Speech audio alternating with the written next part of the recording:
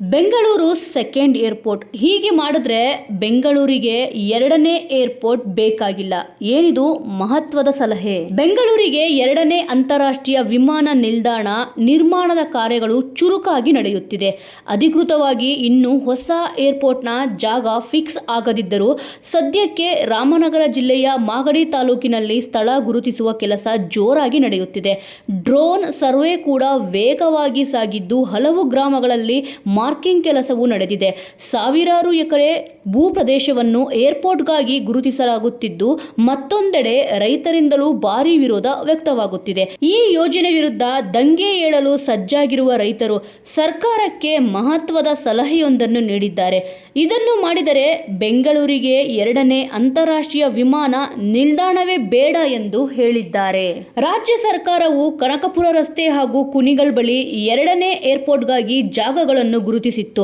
ಭಾರತೀಯ ವಿಮಾನ ನಿಲ್ದಾಣಗಳ ಪ್ರಾಧಿಕಾರದ ಅಧಿಕಾರಿಗಳು ಕೂಡ ಈ ಸ್ಥಳ ಪರಿಶೀಲನೆ ನಡೆಸಿದ್ದಾರೆ. ಕೇಂದ್ರ ಅನುಮೋದನೆ ಕೊಟ್ಟ ಕೂಡಲೇ ಈ ಎರಡು ಜಾಗಗಳಲ್ಲಿ ಒಂದು ಜಾಗದಲ್ಲಿ ಏರ್ಪೋರ್ಟ್ ನಿರ್ಮಿಸಲು ಸರ್ಕಾರ ರೆಡಿಯಾಗಿತ್ತು. ಇಷ್ಟರಲ್ಲೇ ತುಮಕೂರು ಭಾಗದಲ್ಲಿ ಏರ್ಪೋರ್ಟ್ ನಿರ್ಮಿಸಿ ಎಂದು ಕೂಗು ಕೇಳಿಬಂತು. ಇದರಿಂದ ಸರ್ಕಾರ ಇಕ್ಕಟ್ಟಿಗೂ ಕೂಡ ಸಿಲುಕಿತು. ಇನ್ನು ಸರ್ಕಾರವೇ ಗುರುತಿಸಿರುವ ಎರಡು ಜಾಗಗಳ ಜೊತೆಗೆ ಇದೀಗ ಹೆಚ್ಚುವರಿಯಾಗಿ ರಾಮನಗರ ಜಿಲ್ಲೆಯ ಮಾಗಡಿ ತಾಲೂಕಿನಲ್ಲಿ ಹೊಸ ಜಾಗವನ್ನು ಗುರುತಿಸಲಾಗುತ್ತಿದೆ. ಮಾಗಡಿ ತಾಲೂಕಿನ 10 ಗ್ರಾಮಗಳ ಸಾವಿರಾರು ಎಕರೆ ಭೂ ಪ್ರದೇಶದಲ್ಲಿ ಏರ್ಪೋರ್ಟ್ಗಾಗಿ ಸ್ಥಳ ಗುರುತಿಸುವ ಕೆಲಸ ನಡೆಯುತ್ತಿದೆ. ಈ ಭಾಗದಲ್ಲಿ ಡ್ರೋನ್ಗಳನ್ನು ಬಳಸಿ ಸರ್ವೆ ಮಾಡಲಾಗುತ್ತಿದೆ ಎಂದು ತಿಳಿದು ಬಂದಿದೆ. ಇದರಿಂದ ಈ ಭಾಗದ ಗ್ರಾಮಸ್ಥರು ಹಾಗೂ ರೈತರು ಕೂಡ ಹೋರಾಟಕ್ಕೆ ಸಜ್ಜಾಗಿದ್ದಾರೆ. ಈ ಭಾಗದಲ್ಲಿ ನಮಗೆ ಏರ್ಪೋರ್ಟ್ ಬೇಡವೇ ಬೇಡ ಎಂದು ಸರ್ಕಾರದ ವಿರುದ್ಧ ತೊಡೆತಟ್ಟಿದ್ದಾರೆ. ಕೃಷಿಯನ್ನೇ ಅವಲಂಬಿಸಿರುವ ರೈತರ ಬದುಕು ಬೀದಿಗೆ ಬರಲಿದೆ ಎಂದು ಕಳವಳವನ್ನು ವ್ಯಕ್ತಪಡಿಸಿದ್ದಾರೆ.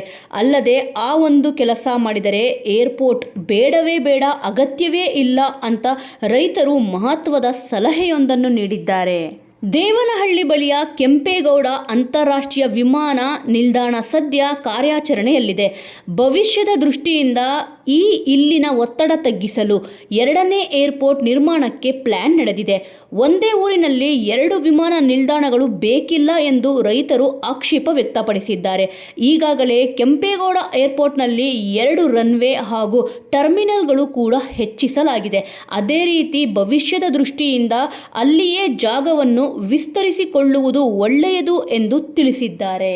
ದೇವನಹಳ್ಳಿ ಸಮೀಪದ ಜಾಗವನ್ನೇ ಸರ್ವೆ ಮಾಡಿ ರನ್ವೇಗಳ ಸಂಖ್ಯೆ ಹೆಚ್ಚಿಸಿಕೊಂಡರೆ ಎರಡನೇ ಏರ್ಪೋರ್ಟ್ ಮಾಡುವ ಅಗತ್ಯ ತಪ್ಪುತ್ತದೆ ಎಂದು ಮಾಗಡಿ ರೈತರು ಮಹತ್ವದ ಸಲಹೆ ನೀಡಿದ್ದಾರೆ. ಇದರಿಂದ ಹೊಸ ಭಾಗದಲ್ಲಿ ಸಾವಿರಾರು ಎಕರೆ ಭೂಮಿ ಹಾಳಾಗುವುದು ತಪ್ಪುತ್ತೆ. ಏರ್ಪೋರ್ಟ್ ಕೂಡ ಒಂದೇ ಕಡೆ ಇರುತ್ತೆ, ಯಾವ ಗೊಂದಲವೂ ಇರೋದಿಲ್ಲ ಅಂತ ಅಭಿಪ್ರಾಯವನ್ನು ವ್ಯಕ್ತಪಡಿಸಿದ್ದಾರೆ.